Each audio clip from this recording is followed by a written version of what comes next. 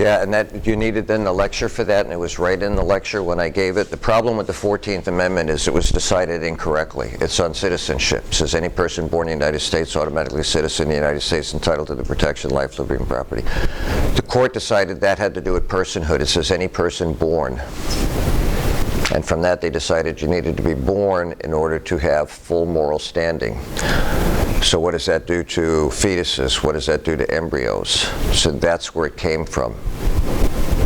It is the most bizarre decision I think they've ever made, but that's how they made that decision. And unfortunately, it came with the lecture. That's why I said the 14th Amendment. Any other questions? So today I want to talk about traditional sexual morality. And then on Wednesday, I'll talk about libertarian sexual morality, and that'll set the groundwork for the abortion module, all the other more ethical modules that we're going to develop throughout the semester.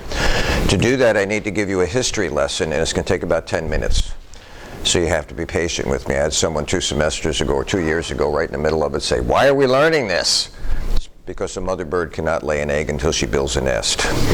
So I need to build a nest so you understand why it is that the traditional sexual morality came out of this historical reference that I'm going to give you. Okay? So the question of the day is, that's incorrect.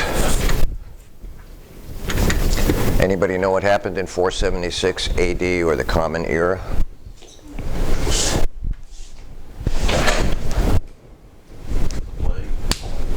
Came a little bit after that.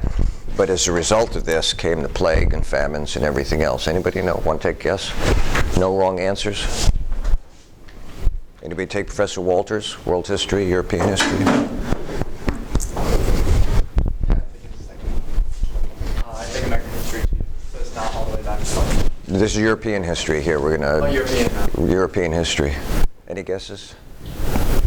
Probably a war. What war? Any war. No, it's got to be a specific war. But I'm right. There were lots of them. Yeah, it was a war. Actually, it wasn't a war so much. A battle? No, it was a fall. It was the date we give to the fall of Rome, 476 AD or CE, the Common Era. Why would that be important? Well, Rome is in it. Go ahead. Rome was the one. They were like the top dog in like the rest of the world. So once they fell, it's like a major feeder falling, and a lot of chaos happened after that. A lot of chaos happened after that. That's correct. A lot of chaos when an empire falls apart. What are empires anyway? Anybody know how you make an empire besides play a video game?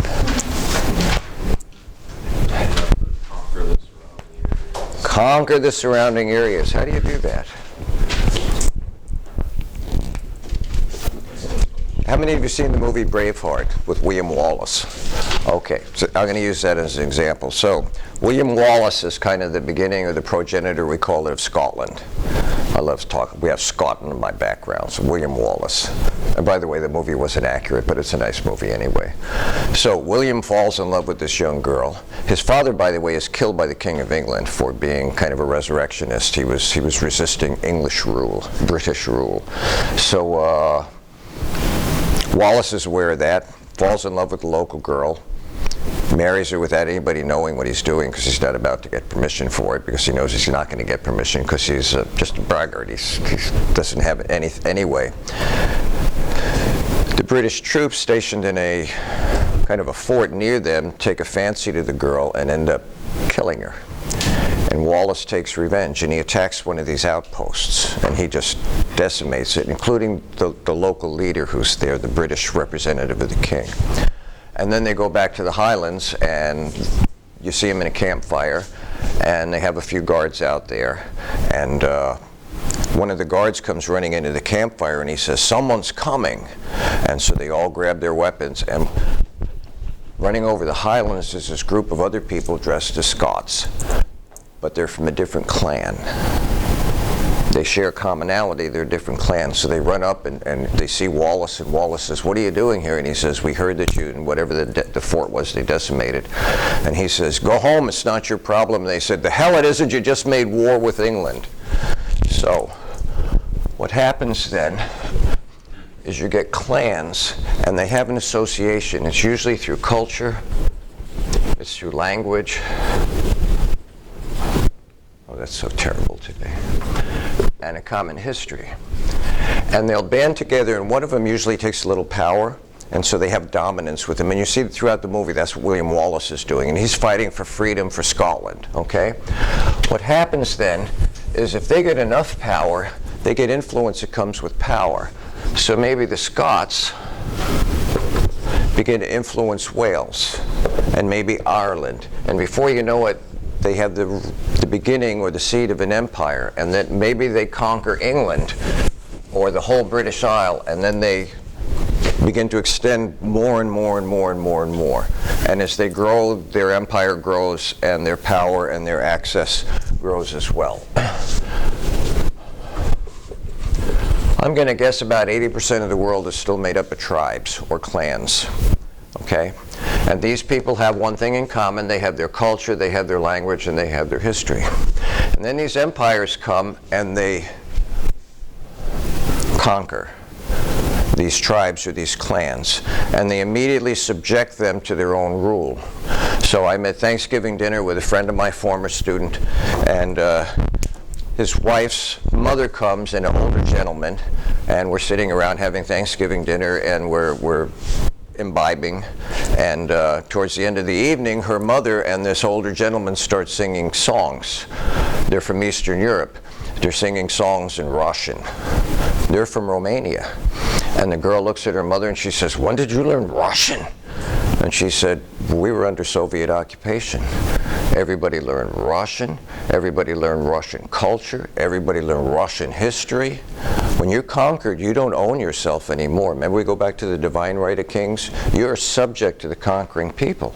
What they try and do is eradicate your culture, your language, and your history. Romance languages come out of Latin. From Latin, we develop French, we develop Italian, we develop Spanish, and we develop Portuguese. So the influence then of an empire is totally domineering. And if you resist, well, you don't resist if you want to survive at all. So the empire grows and grows and grows until eventually its weight collapses in on itself, and in 476, for a variety of reasons, Rome falls. What do you think happens to these tribes when Rome falls? They go back to their indigenous roots. They never wanted to be under Roman rule. They never wanted to learn Latin. They never wanted to learn about Greek religion, Roman religion. They never wanted to be subject to anything. But Rome was brutal. If you know anything about Rome, Rome had three ways of executing people when they didn't like you. One was crucifixion. It's a horrible way to die. I mean, outside of the religious context, when they put you on a cross, all your liquid goes down, your heart can't pump it up. Days until your heart just finally explodes. Or if they really didn't like you and you showed too much resistance, they would put 10 or 12-foot stakes in the ground and they would just impale you. And of course you wouldn't die. I'm sorry, did you have breakfast this morning? And it would rupture your internal organs and you would just kind of slowly die. And then probably the most gruesome way of dying is if you killed someone, they would literally tie you to that person's death and their death would infect you. And they were gruesome people. Besides bringing great advancements to the Western world, they were gruesome. And if you didn't obey Rome, you would obey Rome. When they had the Spartan Revolution, they lined the Appian Way with 2,000 crucified slaves who revolted. Had no problem being cruel, just to maintain control. They finally fall apart, they lose control, and these tribes go back to their indigenous populations. It's like in our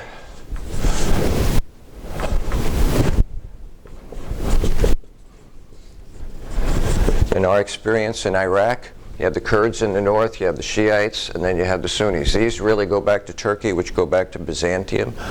These Shiites, they go back to Persia, and these Sunnis go back to Arabia. They have nothing in common. Even these guys share the same religion. They don't see it the same way. These people believe in a caliphate, religious rulers. These people believe in a bloodline back to Muhammad. They're at each other's throats all the time. But after World War I, the Brits came in there looking for oil and decided, well, we'll just put them all together and say, get along with one another. And so we make a state called Iran. The nation state was not invented until after World War I. Probably 200 years before that, about 250 years, where we come in and we draw a line in the sand. We say, now you're going to be England, you're going to be France, you're going to be this, you're going to be that. And we go everywhere we go, we draw these lines. And when the empire falls apart, guess what happens? These people want to go back to their indigenous roots. Does everybody follow that basic concept? Why is this important to us? Well, Rome ruled the Western world. And when Rome fell, all semblance of order went with it. Everybody had a right to go back to their indigenous roots, their original roots. But with that, there was just chaos. The stability of Rome, the stability of the army, the stability